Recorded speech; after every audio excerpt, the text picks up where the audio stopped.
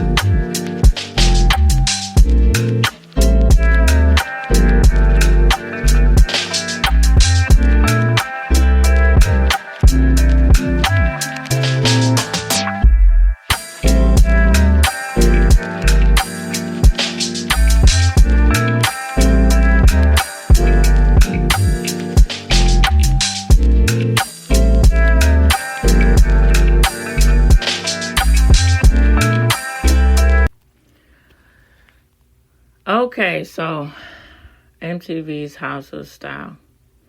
So when it started out in '89, and I was really toddler there, but I really didn't pay attention too much of it. Man, I liked fashion when I was a kid, but it's one of those things you start to be more involved in it when depends on who you are and everything. But when getting my teen years and then on to my adulthood, so it wasn't still a prevalent thing when I was getting into my teen years, because it fell off in 2000, and I saw it. I saw commercials for it in passing. When I was younger in my when it was in the midst of it going on, I would say about 94, 95, so those years. And so, I grew up in an era where supermodels were a household name. You get Cindy Crawford, which is, I'm going to get to that. And so I'm going to break my thoughts up into segments here. So as you get some interludes and everything in between, so it's not like so much coming at you so much at once here. So, and Naomi Campbell, and then Christy Turlington, and You get Kate Moss and, people like that. And, to a lesser extent, Heidi Klum, and then just a lot of supermodels were very prevalent to know them by name, to where they get the aspects of seeing them as celebrities here. And so, looking from my point of view, getting in my adulthood and understanding the aspect of that's very prevalent when you get into advertising.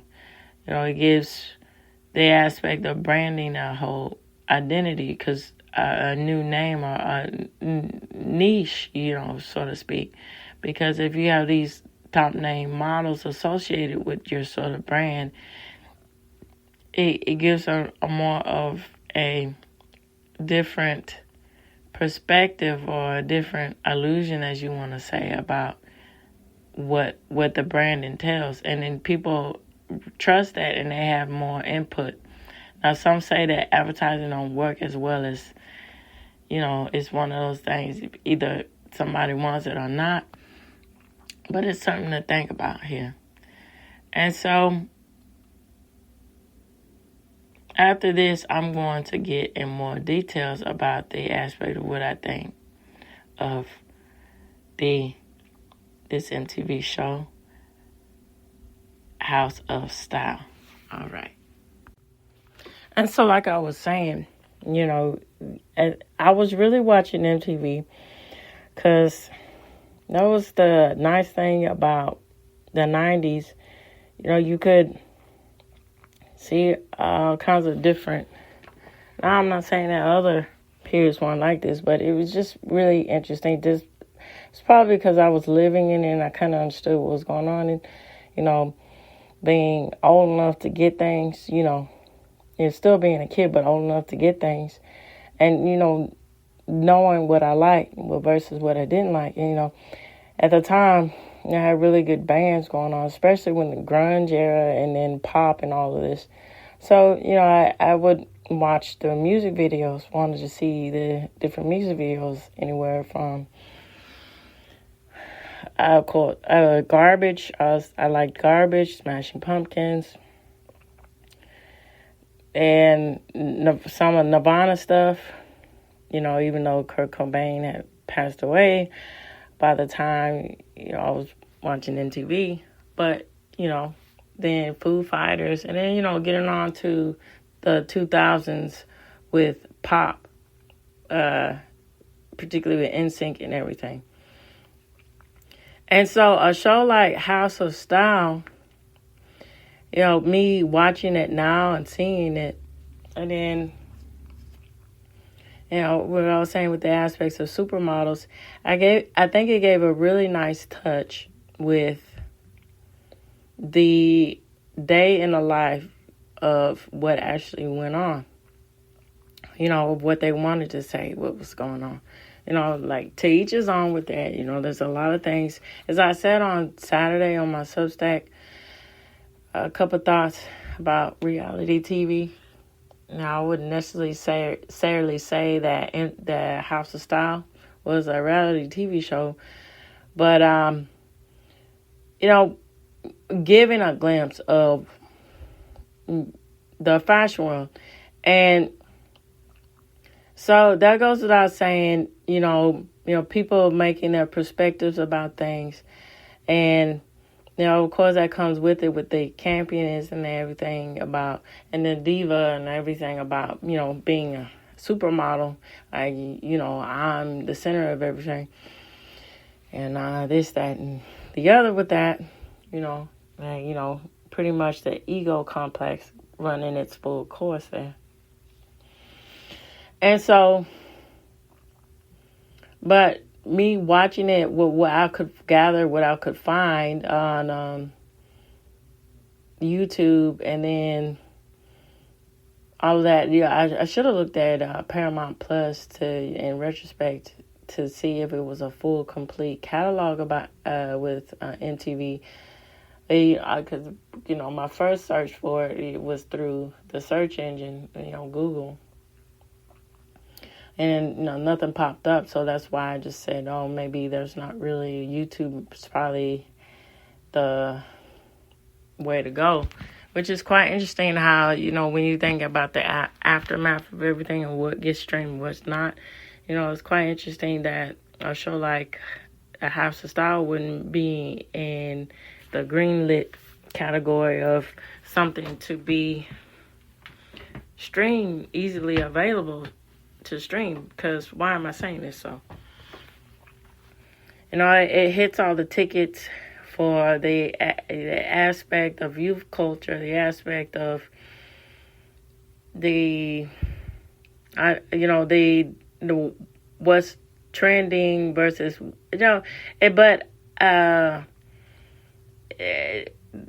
getting plugged in essentially to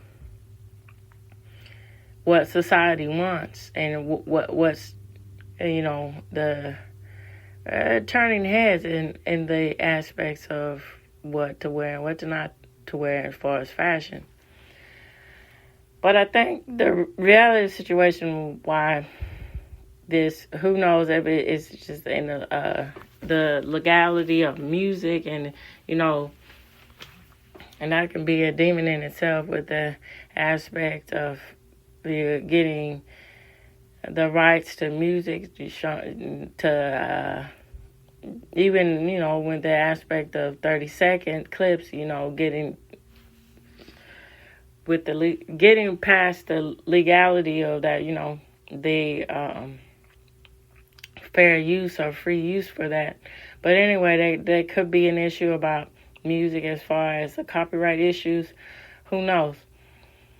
But just gathering around a theory here, it might be the point of view of that it goes against what the mainstream culture wants to push as far as the aspect of femininity, female empowerment and minorities and so forth. So why am I saying these things here? So Cindy Crawford, that was very whoever thought from the business end, from MTVs end and so forth, or if it was something she wanted to pitch or so forth. It's quite interesting how it was a unique blend and entrepreneurial blend to give a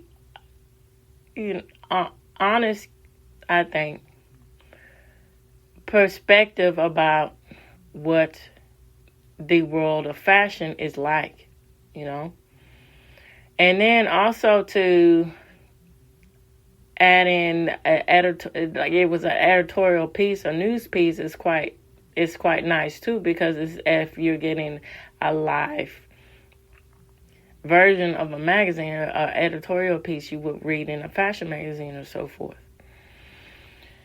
And so also keep in point with this put Cindy Crawford on the map. She really became a household name, and people really started to pay attention from that about her. Pay attention, and she got, I think, if I'm not mistaken, she got roles, and she was in that movie with her husband at the time, Richard. I don't think it was Richard Gere. It was someone else, not Richard Gere, but I think it was one of the Baldwin brothers. Forgive me for that. But it goes without saying, she got more and more publicity.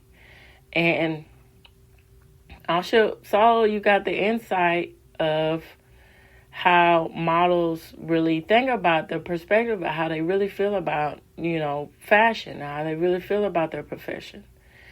And so, case in point, it's quite humorous and funny too. She did an interview, what do you think about fashion week? What do you think about the aspect of runway show modeling? I'm paraphrasing, but she would ask these kind of questions in the show. And then some would say, oh, Kate Moss, she was really young at the time because she was like teenage or so, and then that was when she was being picked up for Calvin Klein and all this kind of stuff, and a lot of things were centered around her. So she said, "Oh, it's very tiring." Some would say, Evangelista, she would say, how she didn't think that she would be a supermodel, because she said she didn't have that all-Americana look. She didn't have the little button nose. She didn't have these things. And she was very appreciative of the opportunity that she got to be a supermodel, or to be a model. And she became a supermodel because she was so dedicated and she was so appreciative. And you got to see how she was very strategic in saying she just work. You do this, you do that here. But you also, at the same time, she made it it was very poignant for her to say that, you also give back, by and showing your appreciation by, doing things charitable or doing things for free for certain photographers, or also uplifting up and coming designers and so forth. And that's really respectful, and that's really admirable, and that has some morals there with that. And so, you get into the aspect of, other mainstream, comedians and so forth, and reality TV shows, particularly The First Offender. I saw that too growing up with the Tyra Banks. That show is fading my memory here, but it's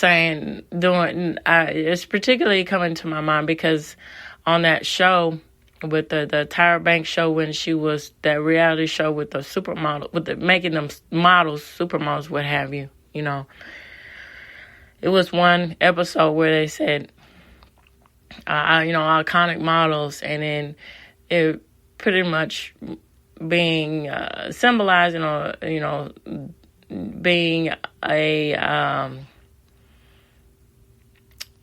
visual depiction of their philosophies about modeling. And so Evangelista, with her, I would say this: I won't get out of bed for X amount of money, and so forth. So that perpetuates a stereotype about these supermodels, which is, it wipes away from the aspects, I think, from what the House of Style was trying to do. They were trying to give you an unfold attempt at putting a face to a name, but also giving you a glimpse of, why they became so famous. And then, when you see the House of Style, you get that point, why she became so famous, because of her work ethic and all of this. Now, that goes without saying about, that personality. That's neither here nor there, but, looking at that, that's one of those things. Don't highlight the negativity. Like, see things for what it is, unfold it for what it is. And maybe that's the idea and the reason behind I was saying why this show isn't availably streamed, because it set against the ideas of oppression, as they want to say now, that women are so oppressed they can't get their leg up, or minorities are so oppressed they can't get their leg up. It's all woe is me. It wasn't really doing that at all.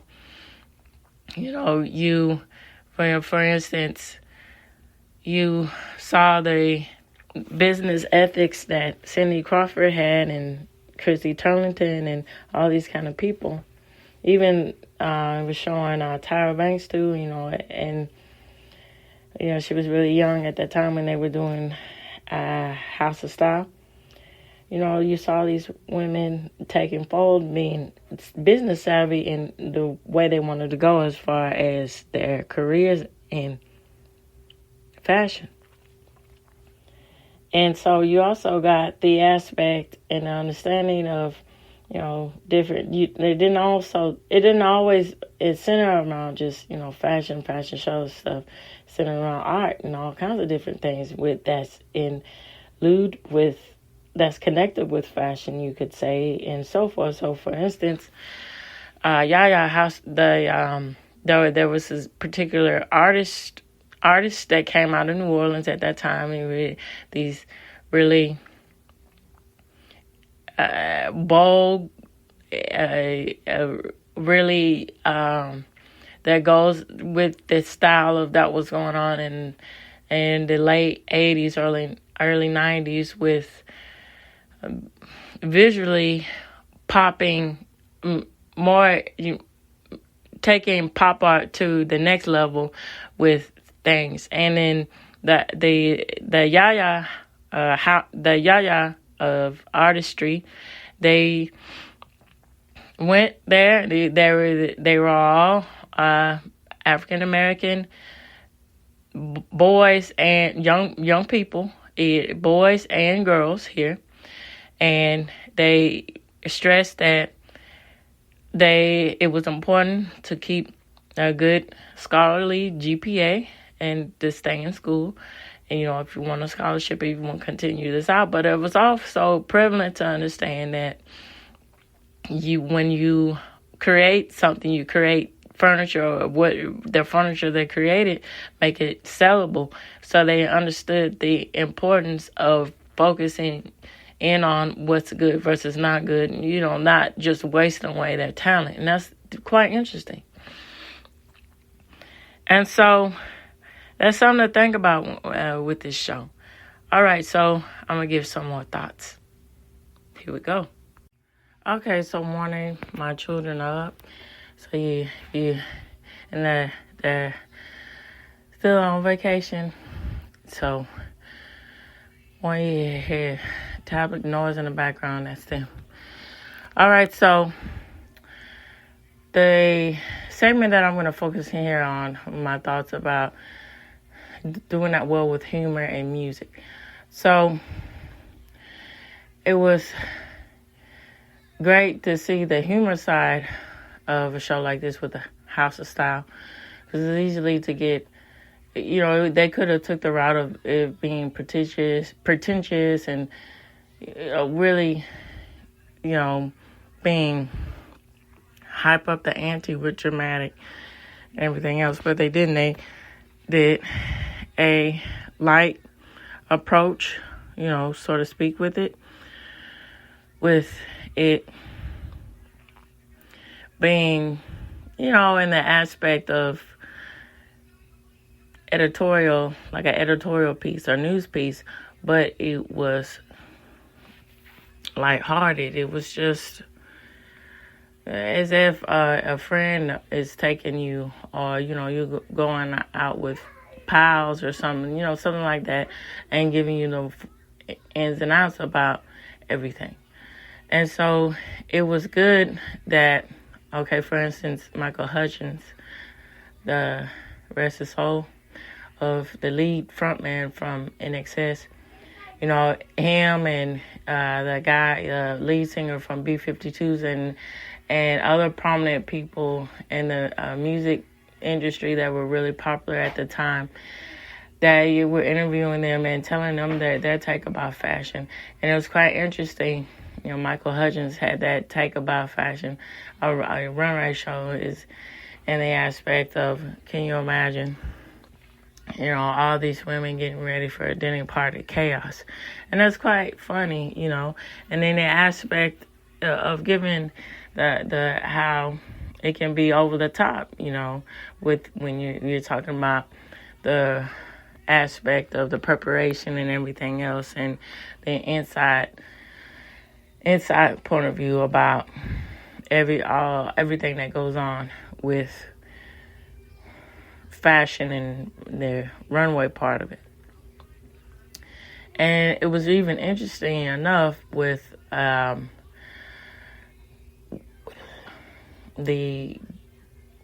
she's so funny, the British comedian, I don't know why it's fell in my mind. Hold on just a second.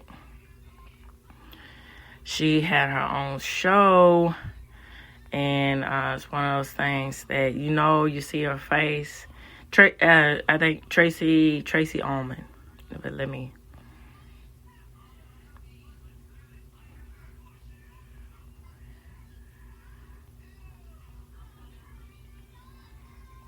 hold on just a minute. Just double check Ullman.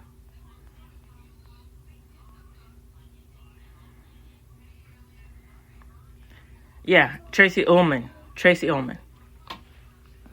And having her, being interviewed and being talked about, her aspect of fashion was quite interesting.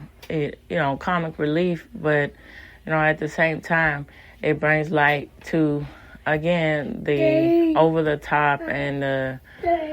Hold on, just a minute. There's Thirsty right here, baby. I'll be right back.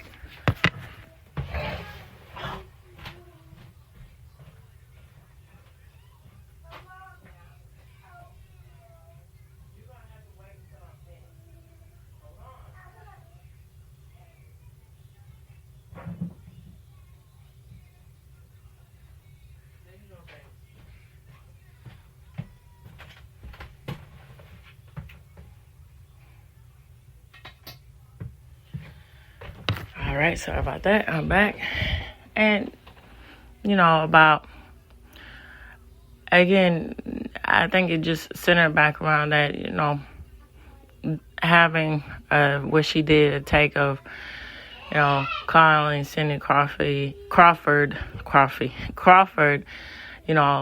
out of her name, but being playful about it. And it just really, I think it was just a take to say, not to take yourself too seriously or take fashion too seriously, what you're doing. And then Cindy Crawford was a good sport about it, and that says a lot on her, too.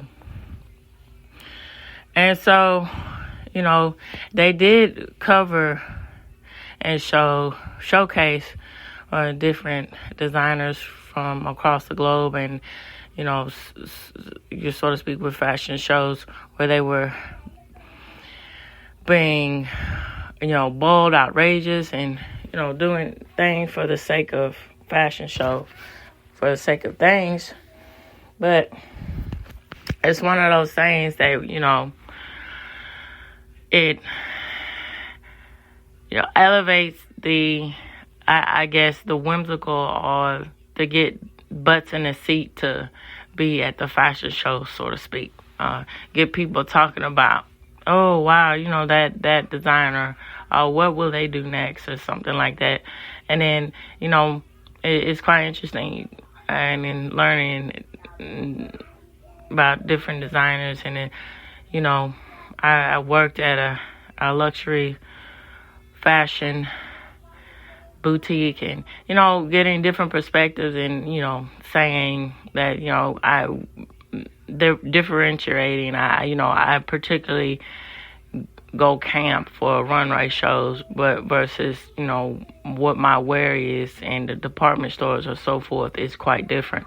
And that's an interesting take, too, to think about with the aspect of runway shows versus, in reality, what they actually display in stores and so forth.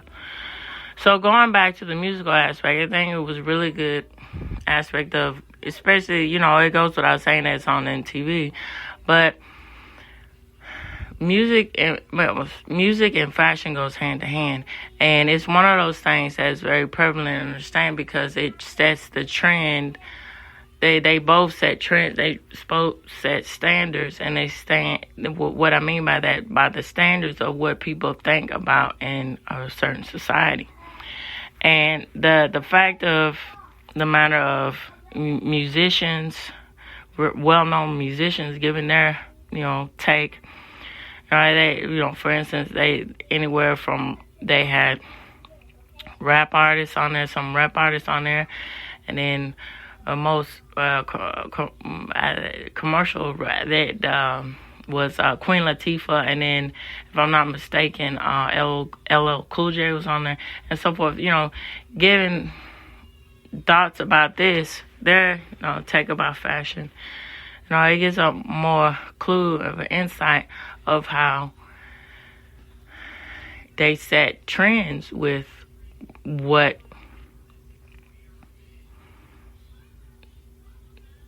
the culture is saying about themselves or thinking about themselves. And it's quite interesting enough. So even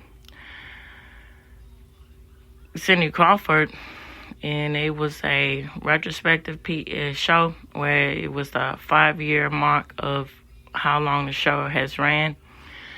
And she brought up a really important point to say, is it, music stealing or being influenced and with fashion stealing ideas, or is fashion stealing ideas from music? So they did a segment where they showed the rap music and how they're dressing and wearing, and then all these different things goes to the point of bringing awareness to the culture. Or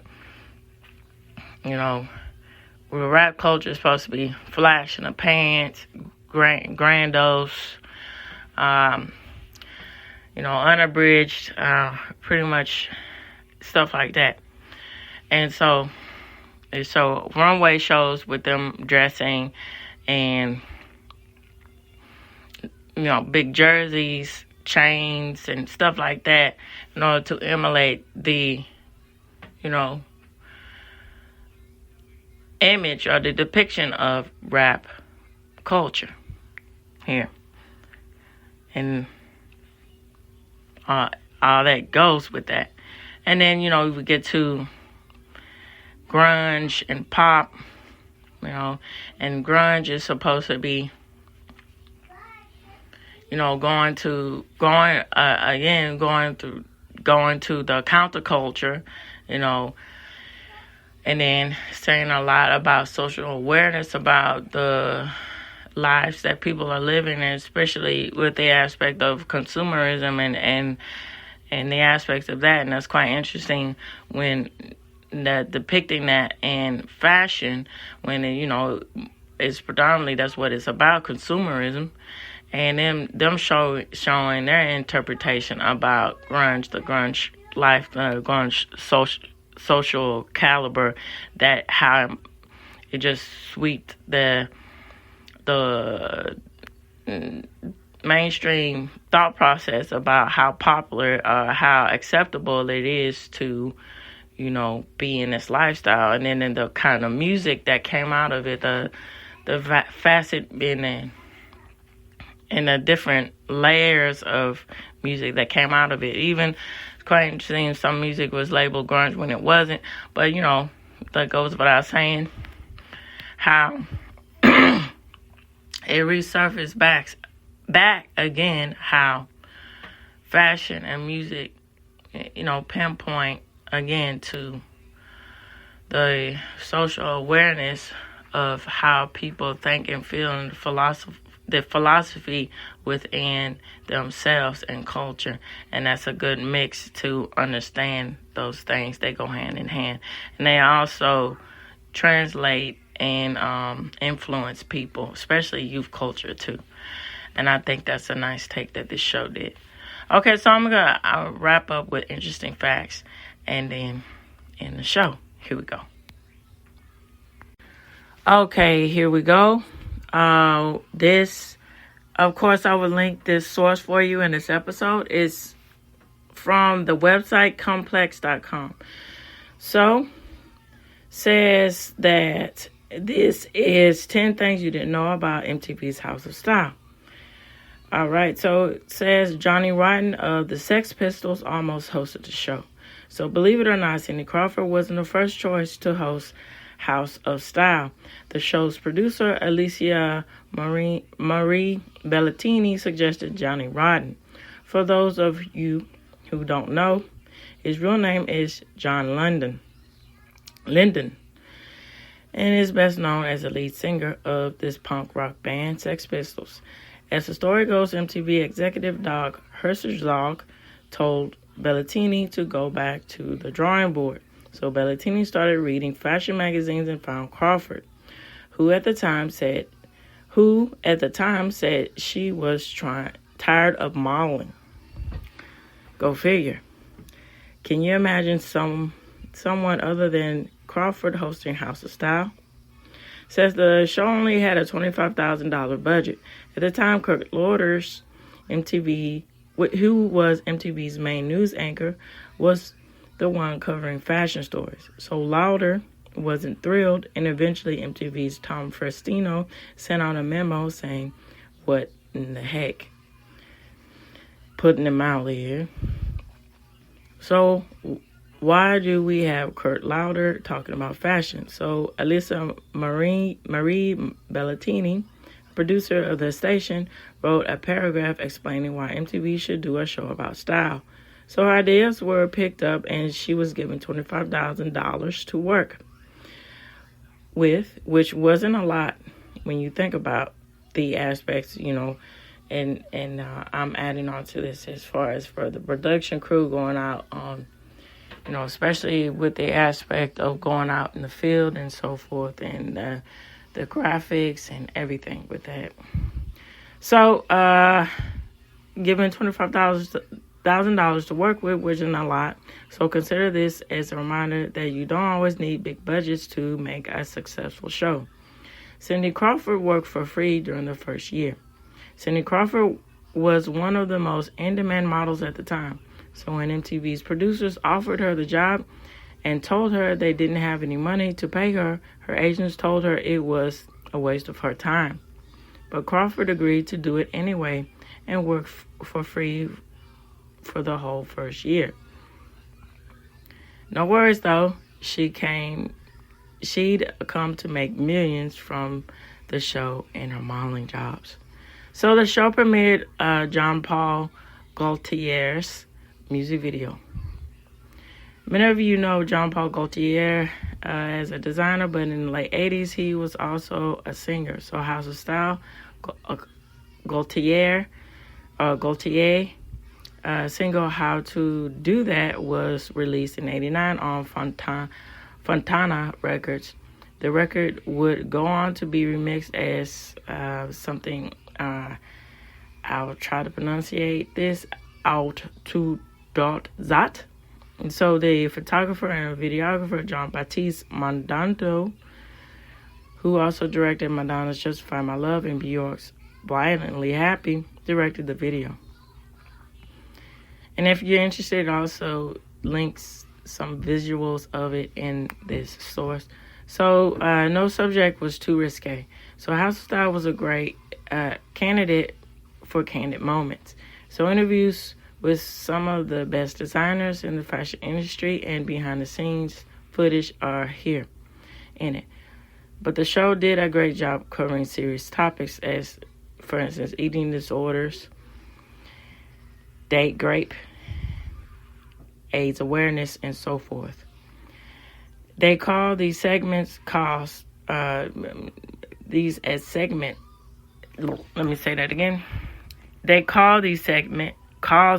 in the show.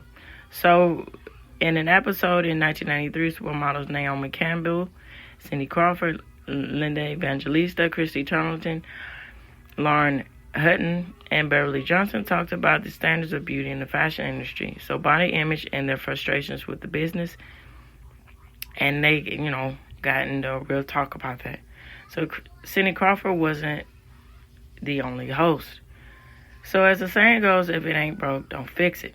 So other models continued to host the show even after Cindy Crawford left in 1995. So Molly Sims, Rebecca Romano, Amber Valentina, Shalom Harrell, and Daisy Fuentes all took turns hosting House of Style. And that was it. In 2009, about the web series, I rephrase that again. The rapper Iggy Azalea, she did something with House of Style too. So the show was down with Wu-Tang. Quite interesting. All right. Quite interesting. The Wu-Tang Clan, was in this movie. For those who know, and for those who don't know, a little tidbit about Wu-Tang Clan being a movie called Coffee and Cigarettes.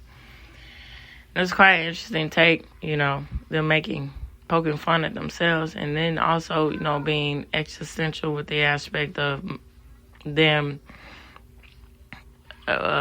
talking about medicinal purposes as being a medical healer and stuff like that is quite humorous. And if you're interested, the name of the movie is Cigarettes and Coffee. So season 10, episode 66 of MTV's House of Style may just go down in one of the biggest segments of the show's history. Why? RZA, U-God, and Capadonna were the correspondents. They took MTV to their favorite shopping destinations such as transit and camping and training camp. Plus, they showed us how to properly rock ski goggles on your head. Plus, RZA wore a Pele Pele logo windbreaker over a Pele Pele logo sweater. And this isn't aging well, but here we go with Jay-Z. He debuted Rockwear on the show. So this was in 1999. Romaine interviewed Jay-Z at the 1999 Video Music Awards and debuted his Rockwear line, which at the time was not available in stores yet. And here we go on to the show. And if those that know, I'm sure you know what I'm talking about, not aging well, with the aspect of Diddy and his link with the scandal with that. So, moving on, the show was revived for one episode in 2009. So in 2009, MTV partnered with Teen Vogue to revive the show for just one episode. The segment included a breakdown of the hottest trends and a behind-the-scenes look at the debut of Justin Timberlake's clothing line, William Rast, at Fashion Week. So the show wasn't much like the other ones that you saw in the 90s, but excuse me for the pronunciation, Raffaelli hosted the special episode, and Chanel Armand was the correspondent, so that was the count for something. Showed Joan Smalls' plans to interview Kanye West, Rihanna, and Lady Gaga. So new host Joan Smalls, and Carly Kloss are both and were reviewed and are reviewed in the fashion industry. Smalls currently holds the number one spot on models.com list of top 50 models, and Kloss is right under her. So the move makes perfect sense. Where sure they wouldn't have any problems accessing designers and celebrities like Cindy Crawford did. So they did an interview. Smalls did an interview that she said she wanted to do an interview with the likes of Kanye West, Rihanna, and Lady Gaga on the show, and MTV made it happen. All right, so this reaches the end of the Harbor Light. So I'd like to know about all of you. Feel free, plug everything to contact me about your aspects and what you think about fashion and music and how that correlates with this show like MTV's House of Style. All right, so this reaches the end of Harbor Light. Tune in, turn up, and absolutely take care. Bye-bye for now.